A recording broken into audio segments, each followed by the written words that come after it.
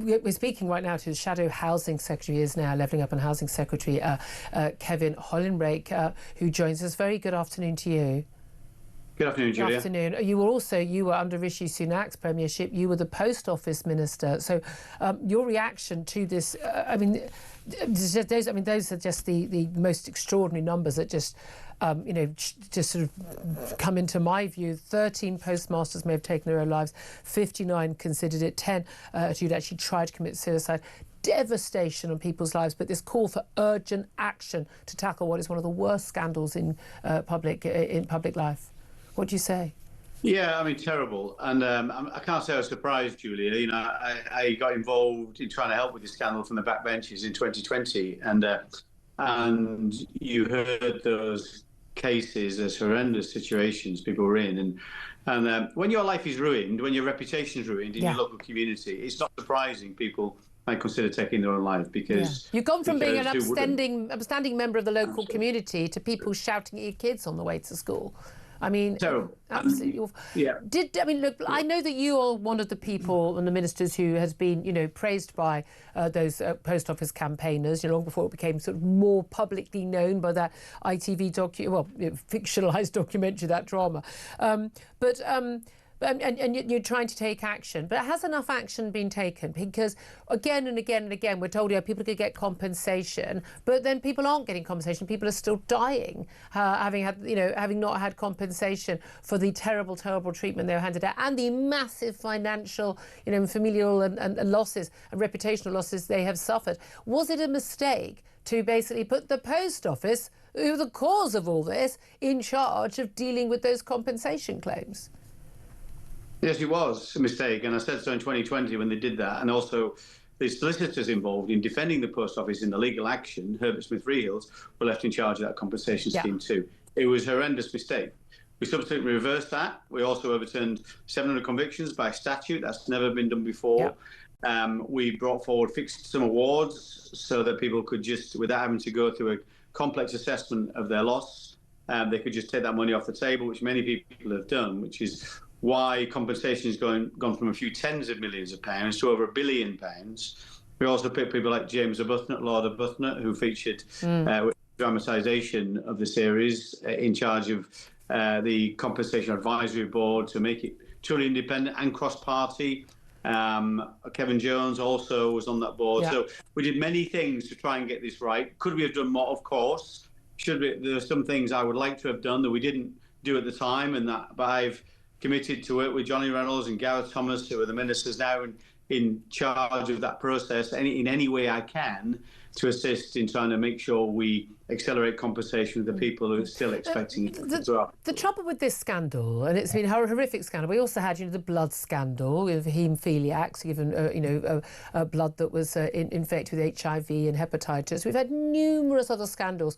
And always the key thing is something happens, people at some level realise something is going horribly wrong, and that is covered up. And the urge to protect the institution, whichever it is, the NHS or the post office, or whether it's private or public, there is always an urge to cover it up rather than to do the right thing, to speak up and say, something's going horribly wrong, we need to stop doing this and we need to tackle it. Why does that keep happening? Whether, again and again, in every area of life in this country, this is a serious systemic problem that we have, is it not, in our public life? It keeps happening because we don't hold the people to account who are responsible for the cover-up. That's what happens. The reason I got involved in the post office is because I was campaigning on behalf of other people wronged by the banks, RBS, Lloyds HBOS, and the same thing had happened there. The people who were responsible for those outrages, those mistreatment, which also resulted in suicides, have got off scot-free. They've taken their bonuses and they've gone. Until somebody gets held to account for these scandals, and that's the other part of what needs to happen with the post office scandal. Compensation is one thing, putting people in jail is another. Well, I was going to ask you what you mean by held to account, but that is what it means, isn't it? Not people getting fined, because that's a company, that's a business, not suing people, people going to prison and realising if they cover things up, that they are adding to the crime that has been committed. That's right. Okay. I was told, so when I went into some of the media around that when I was Post Office Minister, and I was told by certain people within the department, don't mention people going to jail. straight away I said, I'm not going to do that. I'm going to say people should go to jail because they should. Yeah. And you know, I think clearly we don't take responsibility for prosecutions. That's our police force, forces, it's the Crown Prosecution Service, but we've urged them to take forward this investigation and conclude those quickly and prosecute people, because that's what should happen. If anybody watched the inquiry, the in-depth inquiry that Sir Win Williams did, there were people who were clearly culpable in anybody's view in terms of that cover-up. They knew what was going on back in 2013 and even earlier, and they decided not to say anything for PR purposes, which is outrageous and has led to many people being destitute, their lives devastated. It's simply wrong. Somebody has to carry the can, and that should include criminal prosecution and a jail sentence. OK, Kevin Hollinrake, thank you for that. Well, look, we invited you on, first of all, really to talk about the trip to the UK, the state visit from Emmanuel Macron, along with his wife, Brigitte Macron. They arrived a little bit early. They have now arrived at Windsor Castle. They've been greeted by the King and the Queen. They are now making a sort of military procession going on. There's an awful lot of horses and cavalry guards and the like. The question we're asking really is, why on earth are we rolling out the red carpet for Emmanuel Macron, a man who has done everything he can to try and not just undermine but punish the British people for that democratic vote for Brexit, threatened to cut off the electricity to the Channel Islands over a fishing dispute, has made demand after demand after demand, a punishment beating for those in Northern Ireland to try and make life as difficult for them, has failed despite being given £771 million of taxpayers' money to actually stop the boats leaving, the dinghies leaving Calais and coming to our shores. Why on earth are we rolling out the red carpet to him? Oh, by the way, a lame duck as well. Lost a parliamentary election and has only got less than 2 years in office.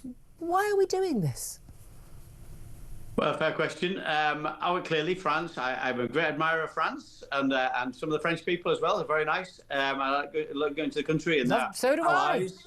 There you go. Allies and friends. That doesn't mean we have to agree with everything they do or say. And I agree with you. I mean, I think a number of people within the European Union deliberately made life difficult for us. Oh, Kevin. Sorry, all right, Kevin. Irresponsible, unfair, and actually detrimental to their own constituents. Yeah, sorry, we lost you a little bit there, but I think we've got the gist of it. You say they're allies and friends, but it's been interesting, that question I put to Rishi Sunak and Liz Truss some years back during the leadership election, you know, Emmanuel Macron, friend or foe? Rishi Sunak immediately said friend. Liz Truss said, you know, the jury's out. But the jury is still out, isn't it? Oh, right, we've got you. I think we've got you. We're going to persevere. Oh, sorry. So sorry. It's just come back again. So is he a friend or foe? Well, I think he can be both, can't he? At times, you know, you're going to have differences of opinion with the other person on the other side of the negotiating table. So you shouldn't think everything they're going to do is in our interests. That doesn't mean we have to be disagreeable when we disagree. But our negotiations should be forceful. It should be in our interests. And I think it's fair to say we spent a fortune on that agreement with France for very little reward in terms of reduction in the numbers of people coming across the Channel. I do think the only solution to this, having said that, is what we did have, which is the Rwanda plan. It needs a deterrent. Yeah. But it wasn't. It was only going to be a few hundred people. It wasn't going to work as a deterrent. Not true. That's not true, Julie.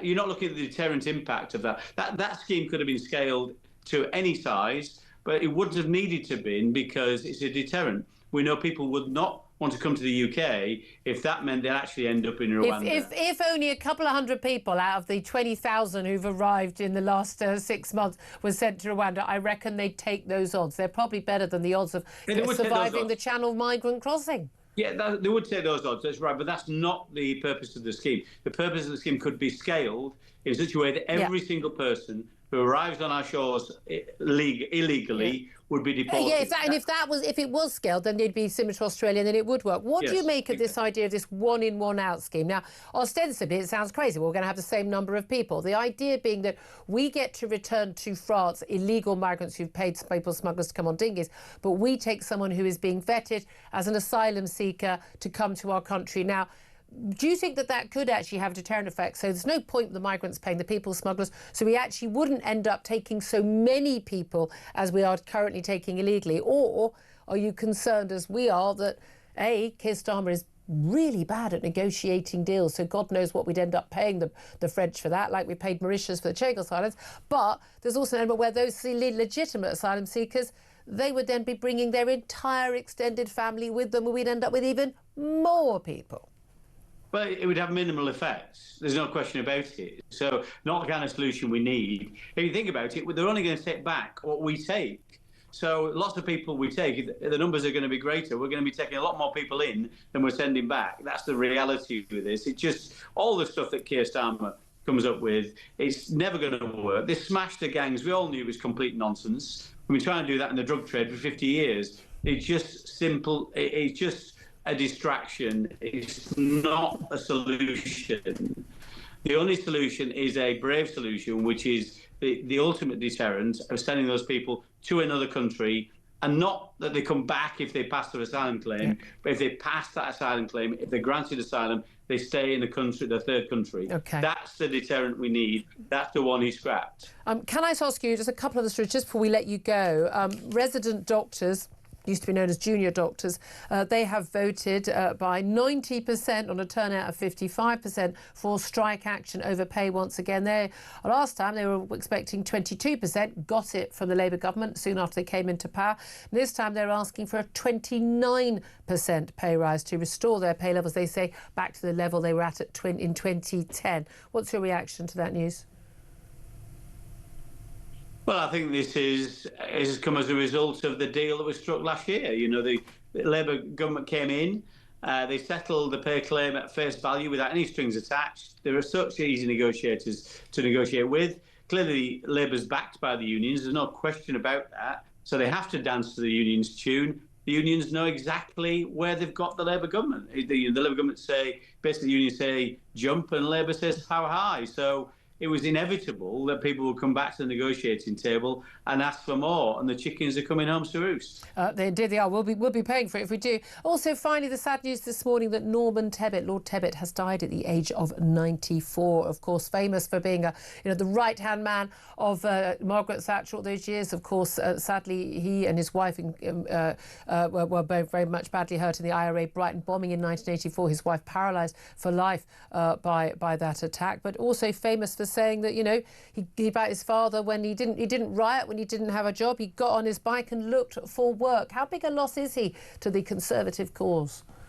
Massive. I mean, straightforward, one of the big beasts of politics that we remember. We look at the nostalgia about politics in yesteryear, don't we? We think about people like Norman Tebbit. And that's a message that was controversial at the time. I absolutely totally I never agree thought with it was controversial. No, I was exactly. a Labour voter at the time. I thought it wasn't. Some people didn't like it. But I totally agree with it. At the end of the day, the world does not owe you a living. I was told that at school, I was told that at home, and that's the kind of Norman Tebbit message, and I completely agree with it. He'll be sadly missed. A great support and a great contributor to our party. Kevin Hollinrake, really appreciate you joining. He's covered a lot of ground there. Shadow Housing Secretary now, former Post Office Minister under Rishi Sunak.